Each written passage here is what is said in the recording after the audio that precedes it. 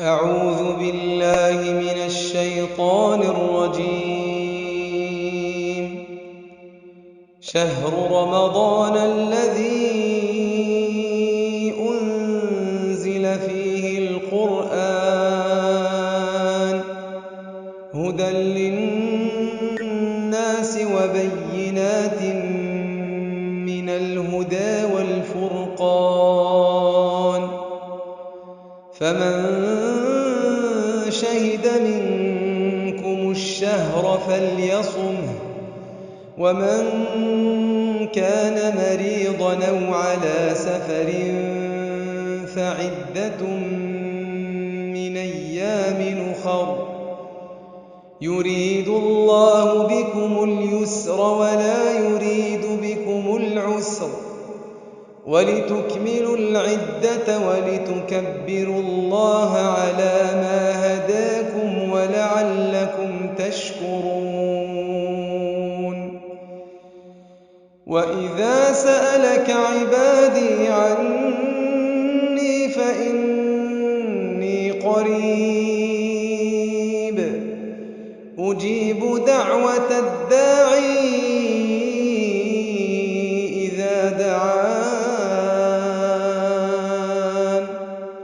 فليستجيبوا لي وليؤمنوا بي لعلهم يرشدون.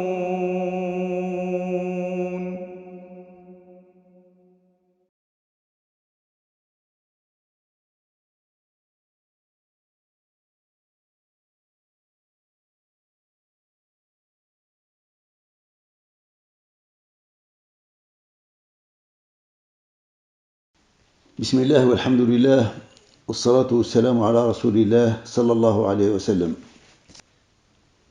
Le titre de ce discours aujourd'hui, c'est 5 choses apportées par Ramadan. Alhamdulillah, les louanges sont à Allah et que sa bénédiction soit sur le prophète sallallahu alayhi wa sallam. Le mois de Ramadan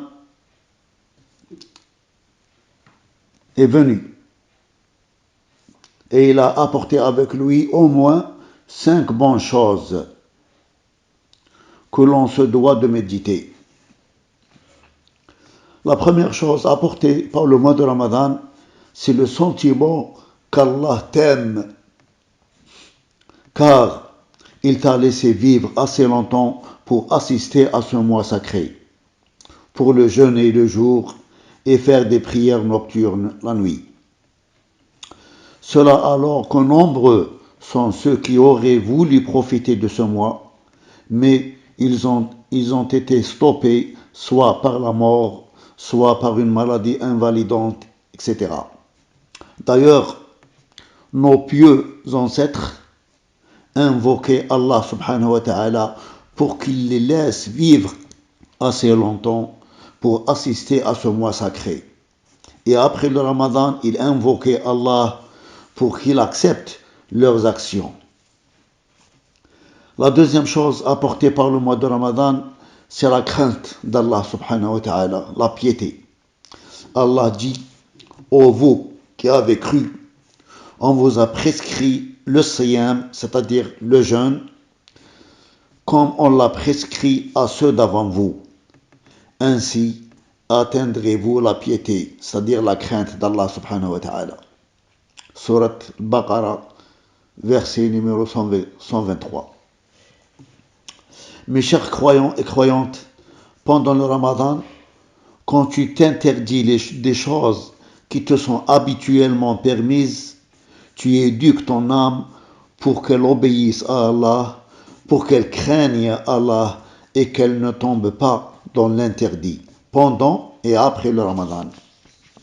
Par contre, si le jeûne ne se limite qu'à se priver de nourriture et de boissons, sans que notre âme ne change ses mauvaises habitudes, eh bien, ce n'est pas cela le vrai jeûne.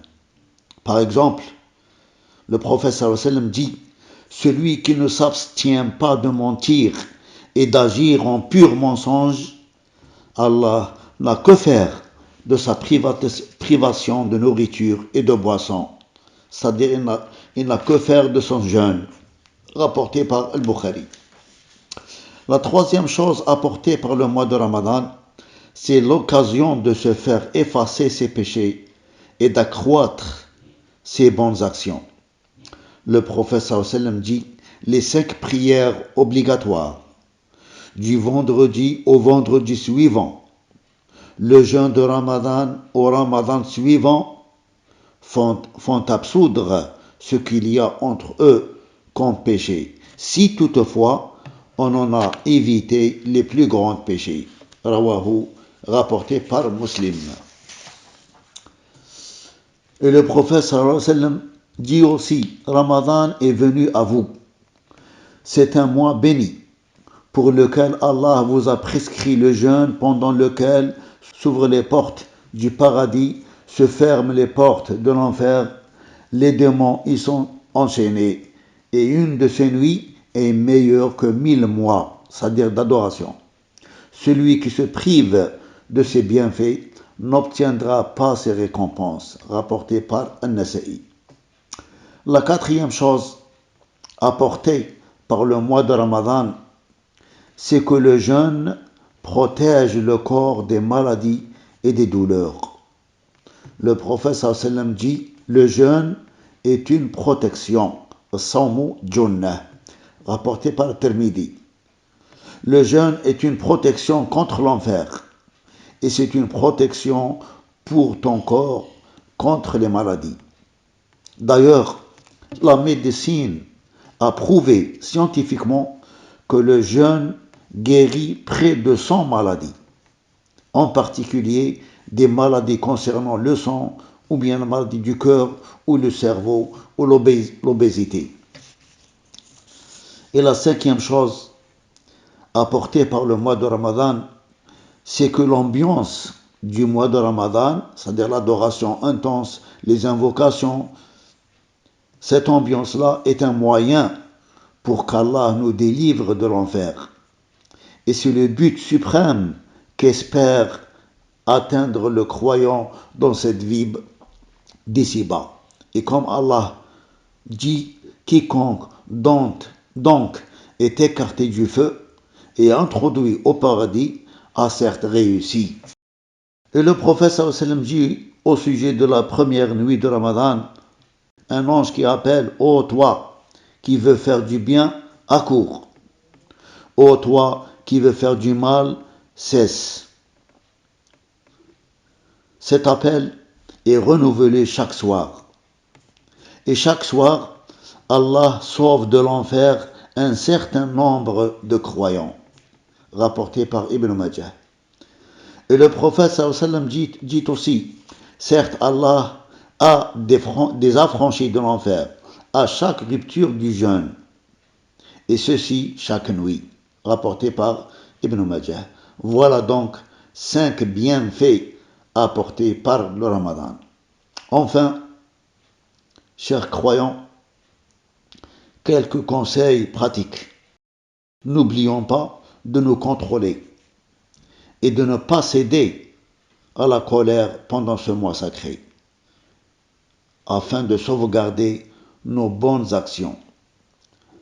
Le prophète sallallahu alayhi wa sallam dit, quand l'un de vous est dans son jour de jeûne, qu'il s'abstient de dire des grossièretés et d'élever la voix. Et si quelqu'un l'injurie ou le provoque, qu'il dise, je suis en état de jeûne, rapporté par Bukhari ou Muslim. Et comme dit le compagnon Jabir ibn Abdillah, ce compagnon, radiyallahu anhu, il a dit, si tu jeûnes, que jeûnent aussi tes oreilles, tes yeux et ta langue, qu'ils jeûnent du mensonge et des interdits. Et ne fais pas de mal à tes voisins, sois digne et posé, et fais que la période de ton jeûne soit meilleure que les périodes où tu ne jeûnes pas.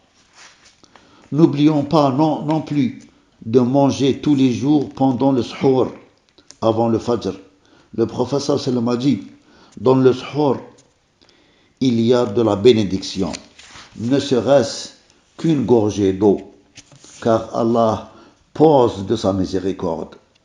et les anges invoquent Allah pour ceux qui prennent ce suhour. Et aussi, n'oublions pas de hâter la rupture du jeûne. Le prophète sallallahu alayhi wa sallam dit « La foi des gens ne cessera pas de bien se porter tant qu'ils hâteront la rupture de leur jeûne. » Rapporté par Al-Bukhari ou Muslim. N'oublions pas non plus de faire des invocations pour qu'Allah accepte nos actions et nous donne la réussite ainsi qu'à nos enfants et proches. Car chaque jour, l'invocation du jeûneur est exaucée par Allah subhanahu wa ta'ala. Et voilà la valeur de ce mois béni. Walhamdulillahi rabbil alamin. نسأل الله سبحانه وتعالى أن يتقبل منا الصلاة والصيام والقيام آمين وصلى الله على سيدنا محمد وعلى آله وصحبه أجمعين. أعوذ بالله من الشيطان الرجيم. بسم الله الرحمن الرحيم. سأل سائل بعذاب واقع للكافرين ليس له دافع من الله ذي المعارج. تعرج الملائكة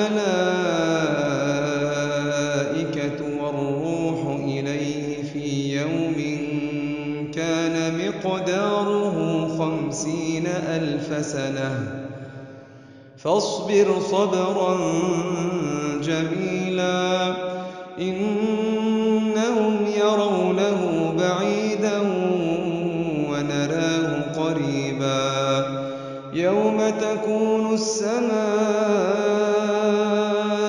كالمهل وتكون الجبال كالعهن ولا يسأل حميم حميما يبصرونهم يود المجرم لو يفتدي من عذاب يومئذ ببنيه وصاحبته وأخيه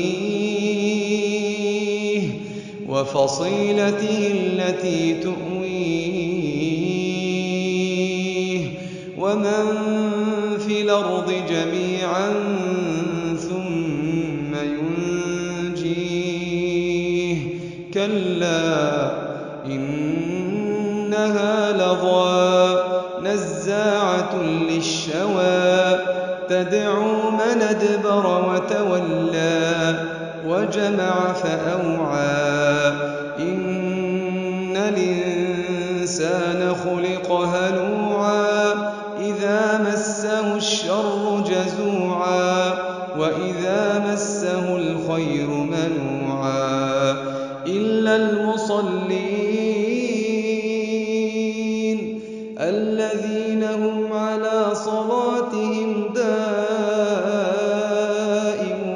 دائمون والذين في أموالهم حق معلوم للسائل والمحروم والذين يصدقون بيوم الدين والذين هم من عذاب ربهم مشفقون إن عذاب ربهم غير مامون والذين هم لفروجهم حافظون إلا على أزواجهم أو ما ملكت أيمانهم فإنهم غير ملومين فمن ابتغى وراء ذلك فأولئك هم العادون